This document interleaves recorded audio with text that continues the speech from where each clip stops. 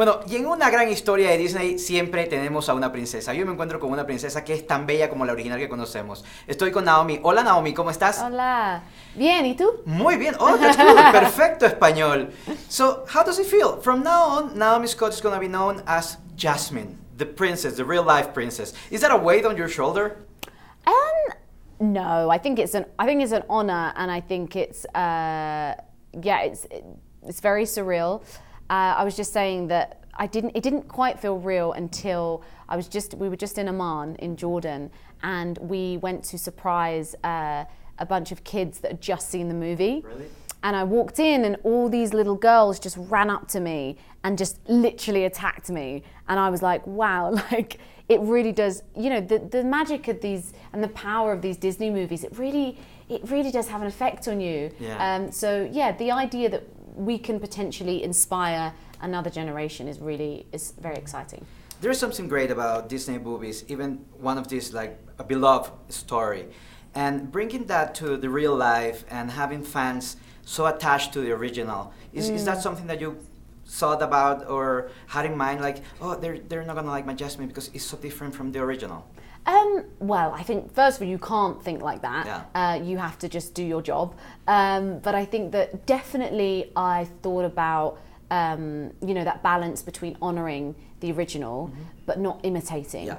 And for me, it was personal to me. I loved Jasmine growing up. Like, she was my Disney princess as well. So I wanted to maintain the feeling that I got when I watched her.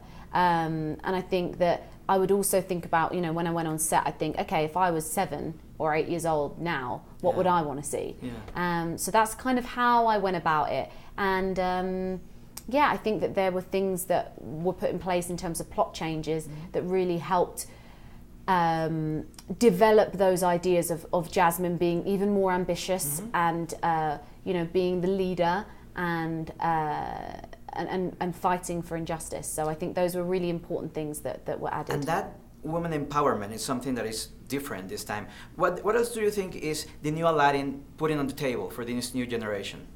Fundamentally, the message is the same, right? The idea of self-acceptance and Aladdin going on a journey of accepting himself for who he is, and that he is enough. And I think that's a really universal theme. So ultimately, I think that it really is the same, but the characters just have more depth. I say I love the way that Mina played Aladdin in this movie. I think that he really did bring a truth and a depth to what Aladdin was going through, that although he's fun and cheeky, he's also vulnerable. And I think that's a great thing for young boys to see, that, I don't always have to be a version of masculinity, whatever that is, right? Yeah. And Aladdin is many different things. And similarly with Jasmine, showing a woman who is dynamic and lots of different things and not just one thing and not just one dimensional. And similarly with the genie having his journey and Will bringing all the different parts of himself to this role. And what I like about Jasmine, also your Jasmine, is that she's in control and she knows what she wants. And she's not like the old women that you have to do whatever they're told to do. So that's something I like about this time. But this character is so rich. You sing, you dance, you clean, you fight, you do everything. How was the preparation to becoming this great Jasmine that girls and boys and everybody in the world is gonna love? Oh wow, I really enjoyed the rehearsal process. Like, I love dancing, singing. There was a new challenge for me because, with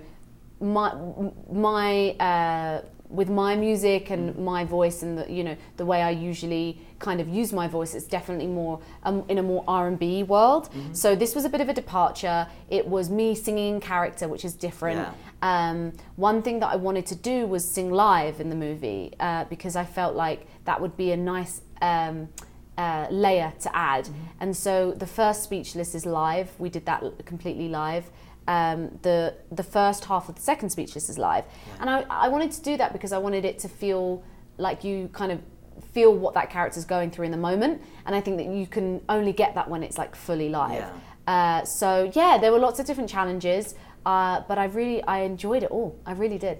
What about the great dancings? It's like seeing a Bollywood movie inside this great movie. There are pieces incredible that you dance, you sing. How was this like you're part Indian, so that must be like an homage to your culture also. Yeah.